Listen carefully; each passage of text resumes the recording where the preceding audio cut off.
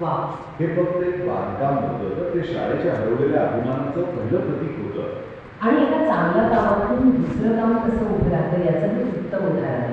प्रवेशद्वार तर झालं, पण त्या चिखलदऱ्या रस्त्याचं काय? बरोबर.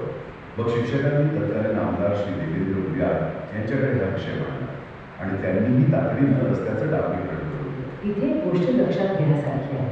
हे बदल बरोबरचे वाटू शकतात, पण त्यांचा परिणाम खूप खोल होता. अगदी. भव्य प्रवेशद्वारामुळे शाळेला एक ओळख मिळाली, चांगल्या रस्त्यामुळे शाळेत येणं जाणं सोपं झालं आणि याच काळात आजी माझे शिक्षक आणि माझे विद्यार्थी श्री पंडित खंडागळे आणि श्री संजय देशमुख त्यांच्या आर्थिक सहकार्यातून परिसरात भाऊसाहेब देशमुखांचा प्रेरणादायी पुतळा उभारण्यात आला. म्हणजे बघा, बाहेरून शाळेकडे पाहणाऱ्या व्यक्तीला आता 3 गोष्टी दिसत होत्या. एक भक्कम ओळख, एक सुलभ मार्ग आणि शाळेच्या मूल्यांची आठवण करून देणारं एक प्रेरणास्थान. इथूनच शाळेचा स्वाभिमान परत मिळवण्याची सुरुवात. बाह्य चेहऱ्यावर सुधारला तेव्हा लक्ष आतल्या गोष्टींकडे वळलं. विद्यार्थ्यांचा आणि शिक्षकांचा शाळेतील दैनंदिन अनुभव कसा आहे यावर काम सुरू झालं. आणि त्यात सगळ्यात मूलभूत गरज होती पाणी. शाळेत पिण्याच्या पाण्याची पुरेशी सोय नव्हती. हो, आणि इतरही लहान सहान पण महत्त्वाच्या समस्या होत्या. शिक्षकांसाठी गाडी लावायला व्यवस्थित जागा नव्हती, पार्किंगची सोय नव्हती. अच्छा.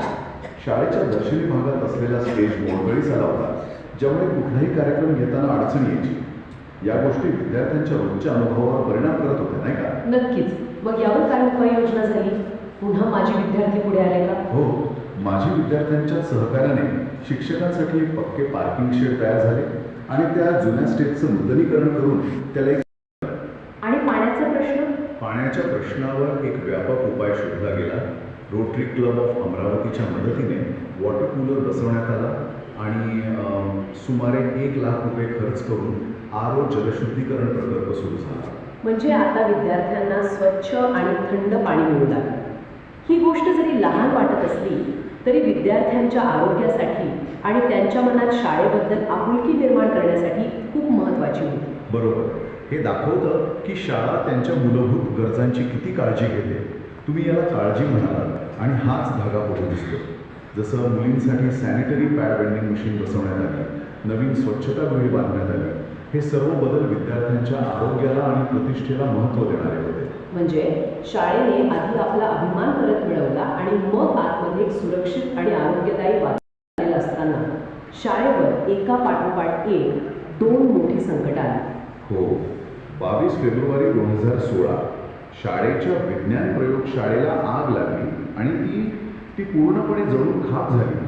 विद्यार्थ्यांच्या प्रात्यक्षिक शिक्षणाचं सर्वात महत्त्वाचं साधनच नष्ट झालं. अरे रे, हा तर खूप मोठा धक्का असेल. इतके प्रयत्न करून शाळा उभी राहत असताना असं काहीतरी घडलं. याने तर सगळ्यांचं मनोधैर्य खचलं असेल. साहजिकच आहे. धक्का मोठा होता, पण गंमत बघा, या आपत्तीने लोकांना तोडण्याऐवजी आणखी घट्ट जोडलं. शिक्षकांनी स्वतः पुढाकार घेतला आणि